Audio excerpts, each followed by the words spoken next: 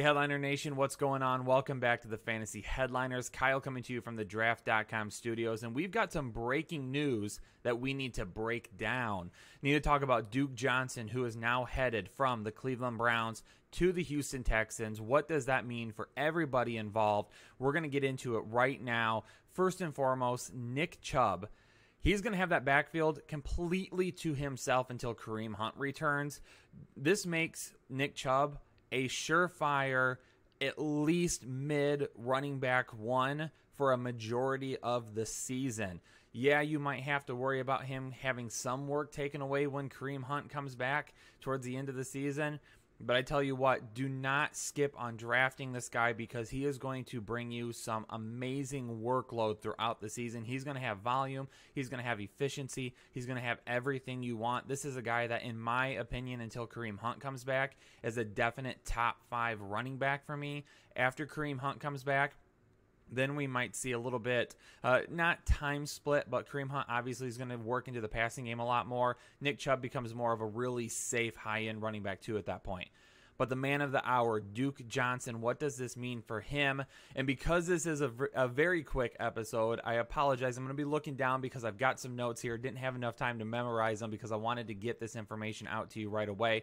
So apologize, I'll be looking away from the camera, but just want to talk about Bill O'Brien and what he's done with the Houston Texans since he's been there. 4 of his 5 years there, the Houston Texans have been top 6 in rushing attempts, and 3 of those 5 years they have been top 8 in yards. Now, they've never been very efficient. They've always been around the 20th area in terms of 20th rank in terms of yards per attempt. They've also never been very good about punching the ball in the end zone on the ground either. We'll see how that changes, though, because Bill O'Brien has never really had a dynamic running back and quarterback at the same time. And these weapons that they have on the outside with Will Fuller, with DeAndre Hopkins, Kiki QT in the slot. The only worry about this offense is just the offensive line. But what can we expect from Duke Johnson? Now, the best season that they've had from a running back was Arian Foster. That was Bill O'Brien's first year. He had 1,246 rushing yards. He had 59 targets in the year, 13 total touchdowns. So obviously a very good season for him. But then after that, basically Alfred Blue was the starter the year after that because Arian Foster went down with an injury. He didn't have that great of a year. Lamar Miller came in. He's had 268 attempts, 238 attempts, and then only 210 attempts last year. However, again, he had some issues as well. Alfred Blue was the next closest with 150 attempts there. Mentioning quarterbacks, though, he's never really had a quarterback to help take that pressure off the run game either until Deshaun Watson got there. I mean, he's been starting guys like Brian Hoyer, Ryan Fitzpatrick, Tom Savage, Brock Osweiler. Now he's got all of the weapons. The offensive line will be a little bit better than last year. Still not going to be great, but might do just enough. Duke Johnson's best season was a finish as running back 15 in half PPR leagues. His stats in that year, 82 attempts on the ground for 348 yards, 93 targets, 74 receptions, 693 receiving yards, 7 total touchdowns. Finished as the running back 15 that year. So take a look at those numbers. That's all he needed to finish as the running back 15 was that type of workload. Are we expecting more out of Duke Johnson now that he's in Houston? I tell you what, I have had Lamar Miller in a couple of videos. I talked about him as a must-own, as his ADP. That information is out the door, though, now at this point. Lamar Miller is still going to get some touches, but Duke Johnson is going to be the guy because Bill O'Brien is going to put the best playmakers on the field. Duke Johnson might take a little bit of time to get going. He's got to get there. He's got to get into the offense. He's got to learn the playbook. He's got a lot of different things he needs to do. But if you feel that he can touch the numbers that I just mentioned a second ago, his best season while in Cleveland, then you've got a guy who is a definite RB2 in PPR leagues, and he's got some running back 1 upside on a weekly basis.